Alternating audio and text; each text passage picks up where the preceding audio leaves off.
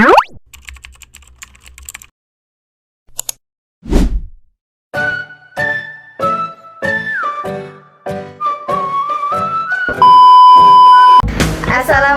teman-teman.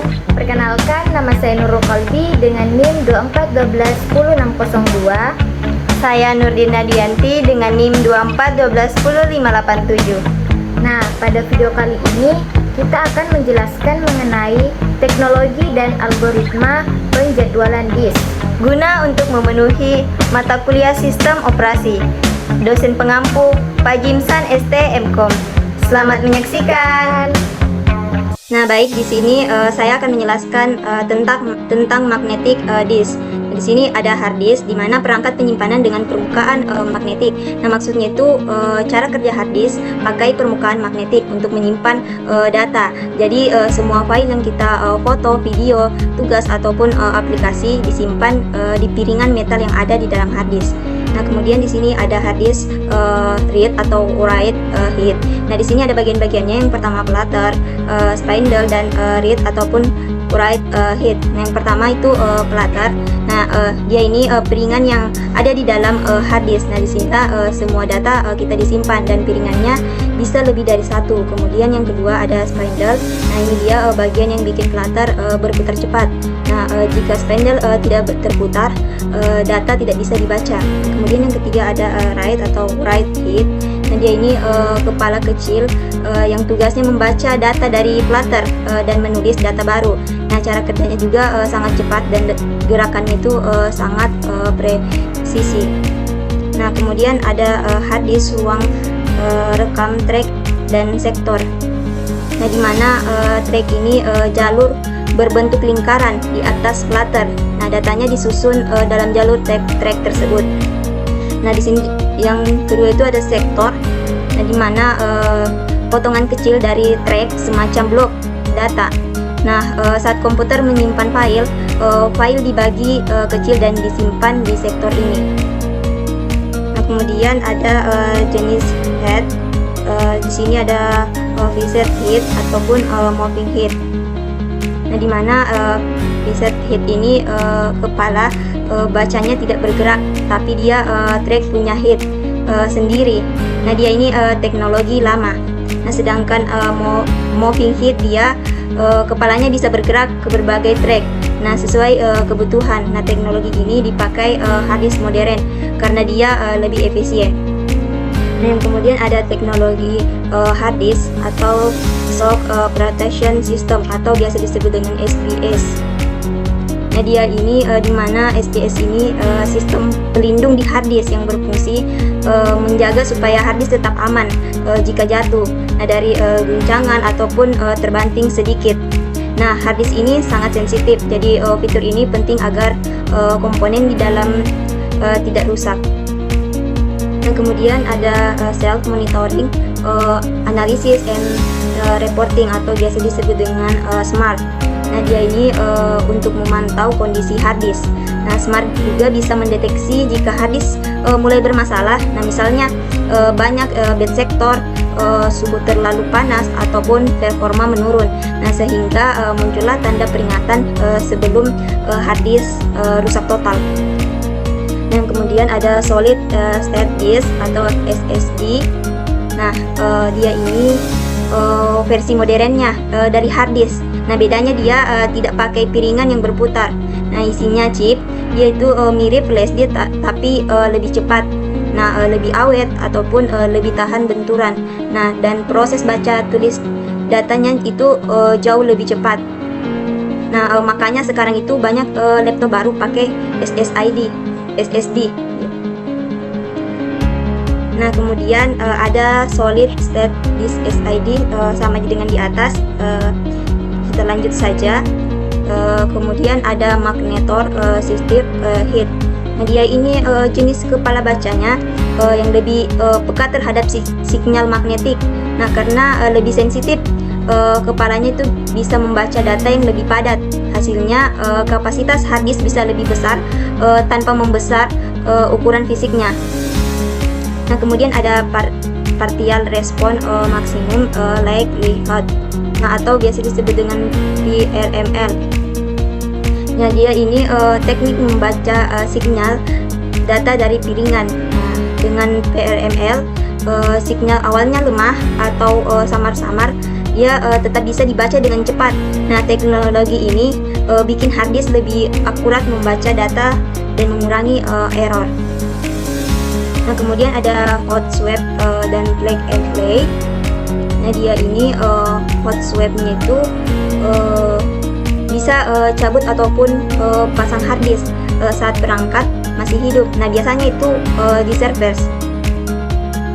Nah, sedangkan plug and play-nya itu dia untuk colokan hard disk.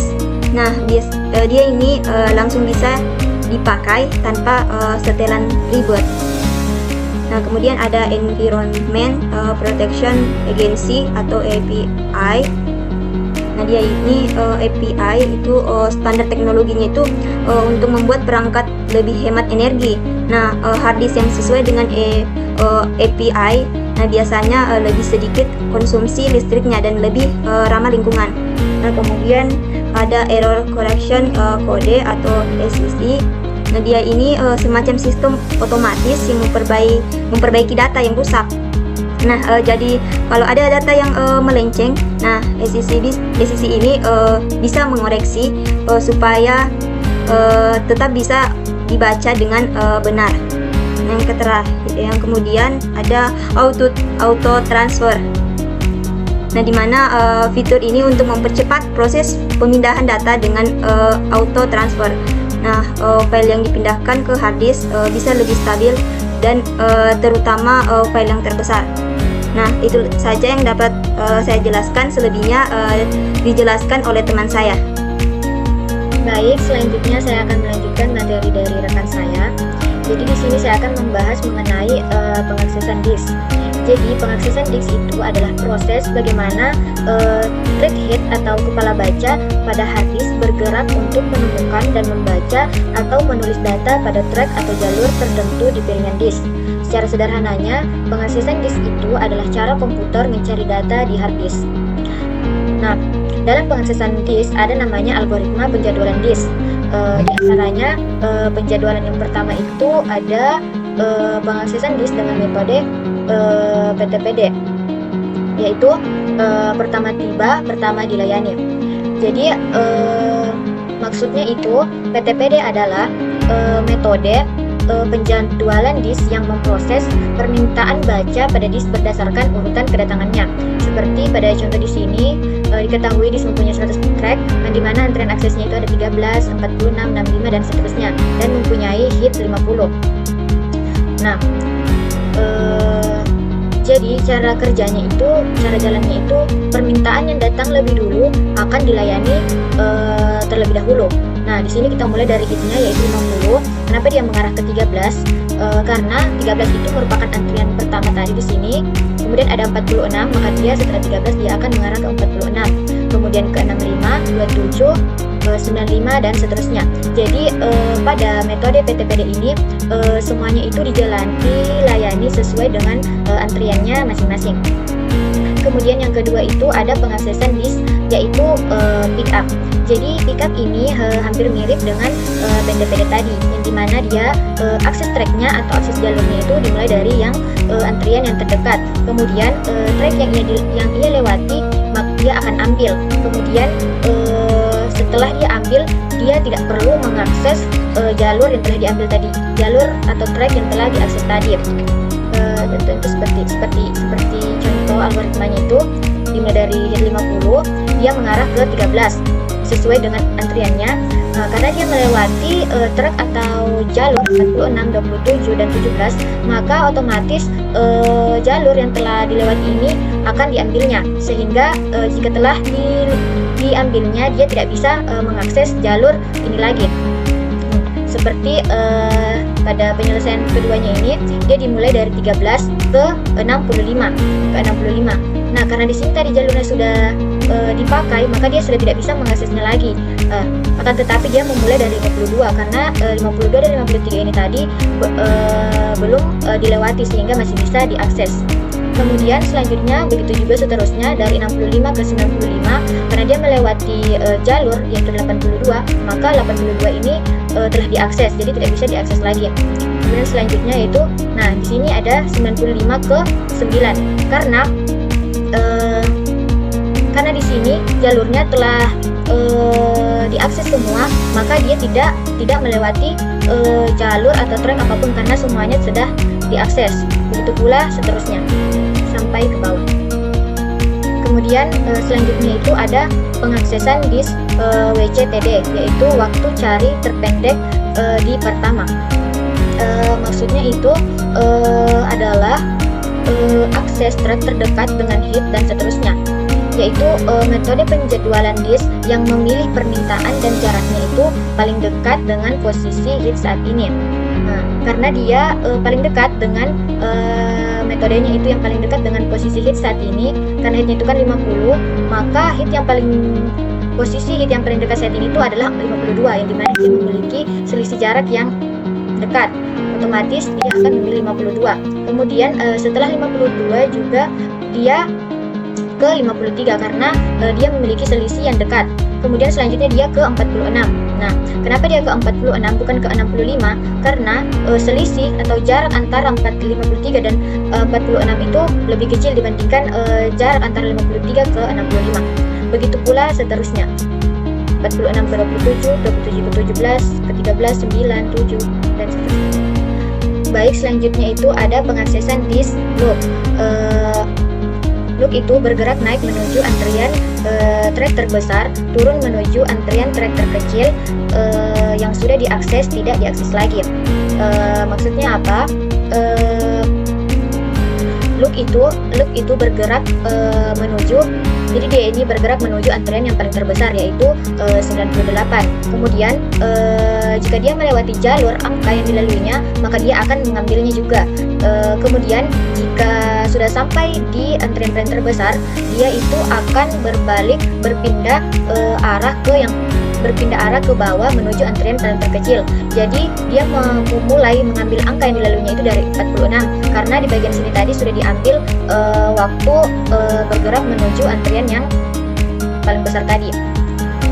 Kemudian selanjutnya yaitu ada pengaksesan disk circular loop. Bergerak naik menuju antrian trek terbesar, turun menuju antrian trek terkecil tanpa akses. Bergerak naik akses yang belum diakses. Maksudnya itu kalau dia bergerak ke atas yang paling besar, yaitu dari 50 hitnya ke 98, berarti dia juga mengambil angka pada jalur yang dilaluinya. Akan tetapi jika ia bergerak ke bawah, dia itu tidak mengambil jalur pada angka yang dilaluinya. Akan tetapi jika dia berpindah jalur lagi mengarah ke bawah, maka dia itu akan mengambil jalur angka yang dilaluinya. Seperti itu. Kemudian selanjutnya itu ada pengaksesan disk, yaitu scan. Bergerak naik menuju trek terbesar, turun menuju trek terkecil sambil akses. Trek sudah diakses, tidak diakses lagi. Maksudnya dia itu bergerak menuju yang terbesar, maka dia itu jika dia bergerak menuju yang paling terbesar, maka dia itu akan men-scan semuanya sampai pada trek 99 ini. Akan tetapi apabila dia bergerak ke bawah menuju antrian terkecil, dia hanya men-scan sampai angka 1 ini, tidak sampai angka 0. Kemudian selanjutnya itu ada circular scan. Jadi ini itu merupakan hampir sama dengan scan tadi, akan tetapi perbedaannya itu ada pada scan-nya. Jadi kalau di scan tadi dia hanya men-scan pada antrian yang paling terbesar. Pada saat dia menuju antrian paling terbesar, dia hanya men-scan sampai di sini. Akan tetapi di circular scan itu dia men-scannya secara keseluruhan, mulai dari antrian terbesar sampai antrian yang paling kecil, dia scan semuanya. Oke, cukup sekian penjelasan dari saya. Mohon maaf jika ada salah. Terima kasih.